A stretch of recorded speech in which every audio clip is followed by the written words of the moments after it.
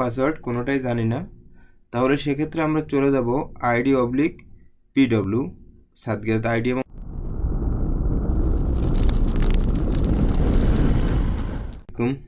নতুন আরেকটি ভিডিওতে আপনাদের স্বাগত জানাচ্ছি।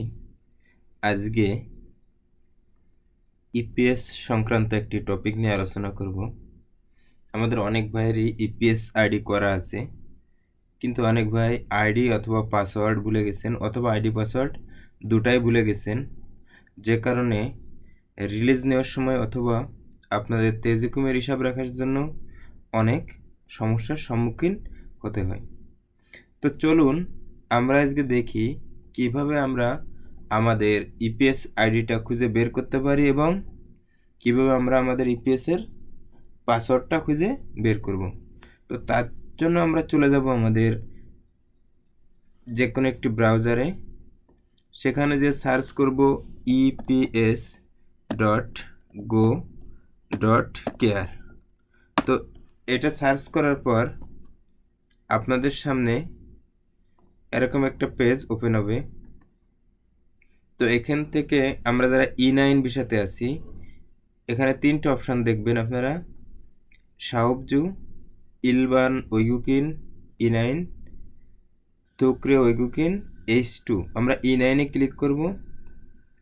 করার পর ঠিক ডাইন সাইডে এখানে থাকবে ওইগুকিন লগ ইন। আমরা ওইগুকিন লগ ইনে ক্লিক করব। করলে দেখেন এখানে আইডি এবং পাসওয়ার্ড আসবে। তো আমরা যেহেতু আমাদের আইডি এবং পাসওয়ার্ড কোনোটাই জানি না, তাহলে সেক্ষেত্রে আমরা চলে যাব ID/PW সাদগাত আইডি এবং পাসওয়ার্ড সাদগিতে।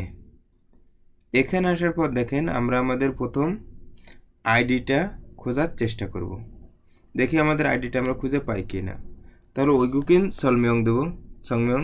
তো আমরা আমার আইডি কার্ড ওয়াইজ আমার নামটা এখানে লিখলাম। লেখার পর এইখান থেকে আমি আমার ইমেইলটা দিব, যে ইমেইলটা দিয়ে আপনাদের ইপিএসে রেজিস্ট্রেশন করা ছিল, সেই ইমেইলটা অবশ্যই এখানে মনে করে লিখবেন। তো আমি আমার ইমেইলটা লিখতেছি।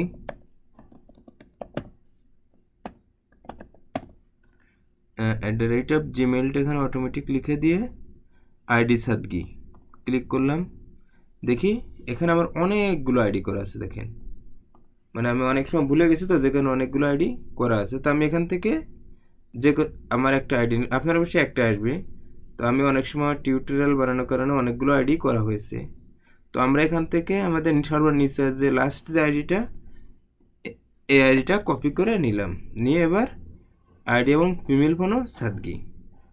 এবার দেখেন ফিমেল ফোনও সাদগি, এখানে ওইগুকিন সলমিয়ং, আমি আমার নামটা লিখলাম, আমি আমার আইডি নাম্বারটা লিখলাম।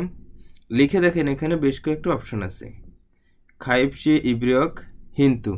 আমি যখন হিন্টস দিয়ে ওই সময় আইডিটা রেজিস্ট্রেশন করি, তাহলে আমার এখানে দেবেন, অথবা আপনার থোংরু থেকে ইমেইল, অর্থাৎ যে ইমেইলটা দিয়ে আমি রেজিস্ট্রেশন করেছিলাম সেই ইমেইলটা দিয়ে জেবালগু ফাদগি এটা, অথবা ওইগুকিন থোংরু ফোনো ইনজুং হুই ফিমেল ফোনো ফিউংগিউং। তো আমি এখান থেকে মনে করেন আমার ইমেলটাও মনে নাই, তো আমি ওইগুকিন থোংরুকজুং, ওকে। তো আমার আইডি কার্ডের যে ফুল নাম্বারটা সেটা এখানে লিখতে হবে। লেখার পর হাগিন দেবেন। দিলে দেখেন আপনার পাসওয়ার্ড চেঞ্জ করার জন্য মনিটর এরকম একটা আসবে, যেখানে আপনি আপনার নতুন পাসওয়ার্ডটা এখানে লিখবেন, সিঙ্গু ফিমেল ফোনো হগিন। তো এখানে সিঙ্গু ফিমেল ফোনো আমি লিখে দিলাম।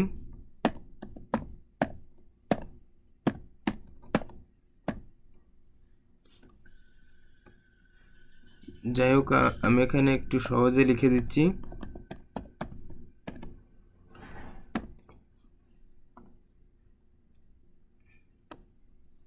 দেওয়ার পর আমি চলে গেছে, আমি কেটে দেওয়ার কারণে। ওকে, দিয়ে হগিন দিলাম। আবারও দিলে দেখেন এখানে আমার নতুন করে পাসওয়ার্ড লিখতে বলতেছে, তো আমি এখান থেকে নতুন করে পাসওয়ার্ডটা লিখে দিলাম। আমাদের তো পাসওয়ার্ডটা সেভ করা আছে, দেখুন আমি আর এটা চেঞ্জ করতেছি না। ওকে, তো এই ঘরেও সেম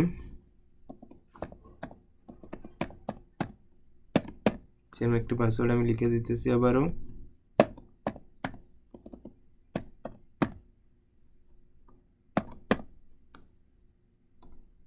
লিখে লগইনে ক্লিক করলাম। ওকে, সেম ফিমেল ফোনরো ফিউঙ্গিয়ন থেসমিদা। ওকে, নো থ্যাঙ্কস, লগইন। এবার দেখেন আবার ওই গুগল লগইন, এখানে যে আমি আমার আইডিটা লিখলাম, যে আইডিটা কপি করে আনছিলাম, এবার আমি আমার ফিমেল ফোনটা লিখে দিলাম, মাত্র যে পাসওয়ার্ডটা চেঞ্জ করলাম দিয়ে লগইনে দিয়ে দিলাম। তো এটাই আমার আইডি এবং পাসওয়ার্ডে লগইন হয়ে গেল। তো ধন্যবাদ আমার সাথে থাকার জন্য। আশা করি ইপিএস আইডি এবং পাসওয়ার্ড ভুলে যাওয়া নিয়ে আর কোনো সংশয় আপনাদের মনে নাই। এরপরও যদি কোনো প্রশ্ন থাকে অবশ্যই আমাকে কমেন্টসে অথবা ইনবক্সে জানাতে ভুল করবেন না। ধন্যবাদ। ভিডিওটা ভালো লাগলে অবশ্যই শেয়ার করবেন এবং লাইক এবং কমেন্টস করে সাথেই থাকবেন। আল্লাহ হাফেজ।